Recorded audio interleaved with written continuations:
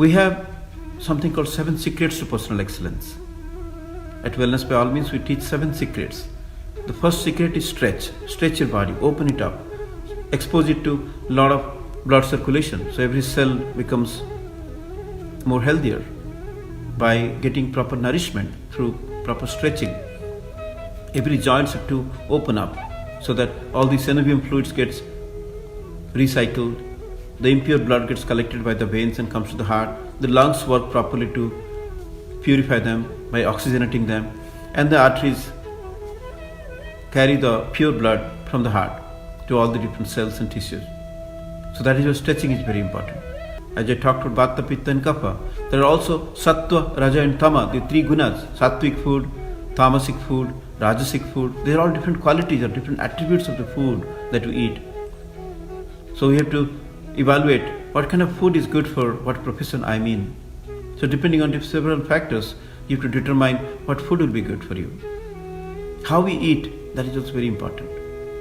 Ayurveda talks about many different methods of eating, how much of the hydration factor. So all those things are part of the healing process. Then you have to learn how to cleanse the body, how to cleanse the mind, how to cleanse the emotion. Emotional cleansing is called catharsis. How to cleanse our spirit. Spiritual healing is all about cleansing of the karmic impressions that you may have over a period of time across many lives. So there are different techniques of past life regression therapy, future life projection therapy. Those are all modalities of healing. Then you have to learn relaxing techniques. How to relax in 10 minutes time, how to relax for a little longer time, how to sleep well in the night. There are different techniques of relaxation which is primarily covered under the program of Yoga Nidras. Then you have to learn how to heal. Prana Shakti healing, Reiki healing, Pneuma touch healing. There are different healing modalities. So you have to learn those techniques and try to apply that to different parts of your body, different parts of your emotion. Either you can do a self-healing or go to healer and get your body, mind and spirit healed using those special techniques of Prana Shakti healing or Reiki. Then you have to learn how to meditate, how to be mindful, how to take the mind and expose it to healing vibrations by connecting it to the pure consciousness, that infinite intelligence, which we have been doing it every day as a part of this talk.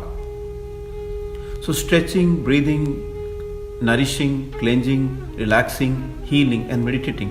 So all the 7 secrets can be a part of healing. So if you look at the scripture, the Bhagavatam, Srimad Bhagavatam, mentions about healing in 3 particular categories, 3 distinct ways how healing happens.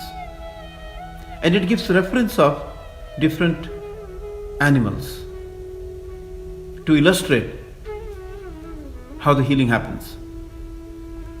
First, it talks about the fish. The fish represents the healing through look.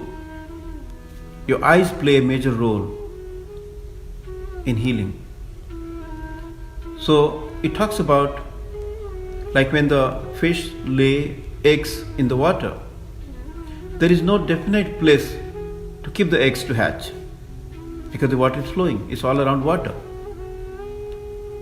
So in that case, the mother fish looks at with her bright, rounded eyes at those eggs, and through her look, the healing happens, and the small tiny eggs, they hatch and become small fish.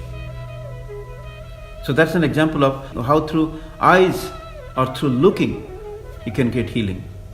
With a compassionate look, like a mother looks at the baby with so much of love, with so much of affection, the healing happens.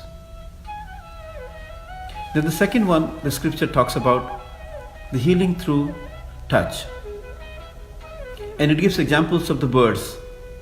When the birds lay eggs, they sit on top of it to warm them up, to allow that hatching process by the touch. The penguins are known to sit on the top of their eggs for 3 months to help the baby penguin come out of the eggs. When you refer to touching, it just doesn't mean the physical touch.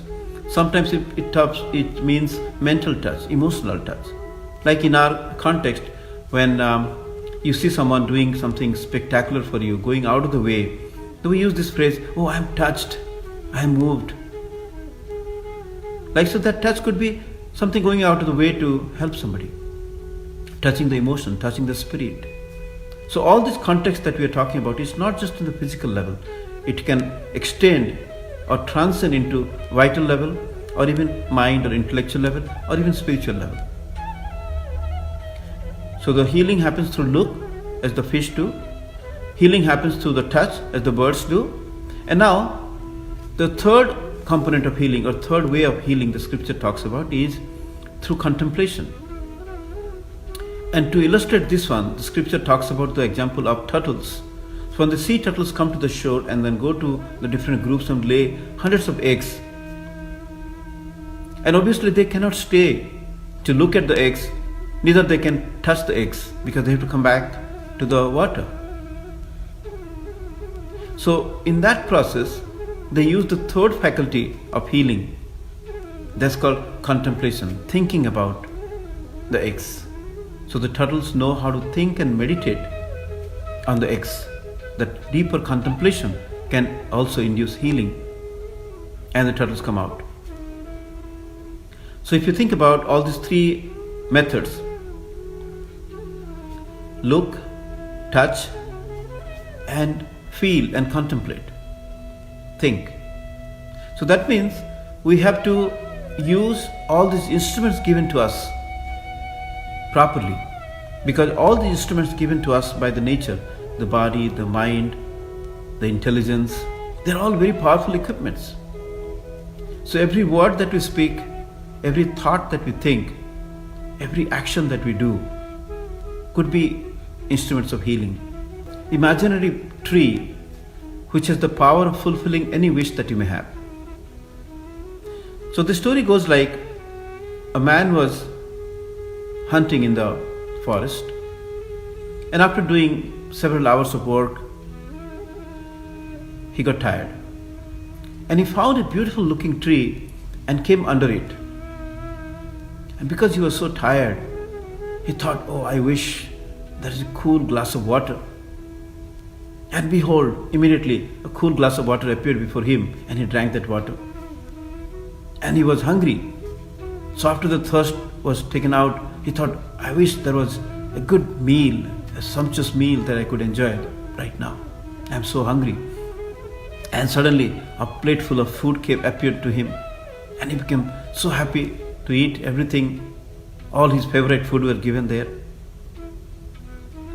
And then he wished, "I wish there was a little bed there, and then I could relax for some time. I am already filled with my food and I have already quenched my thirst.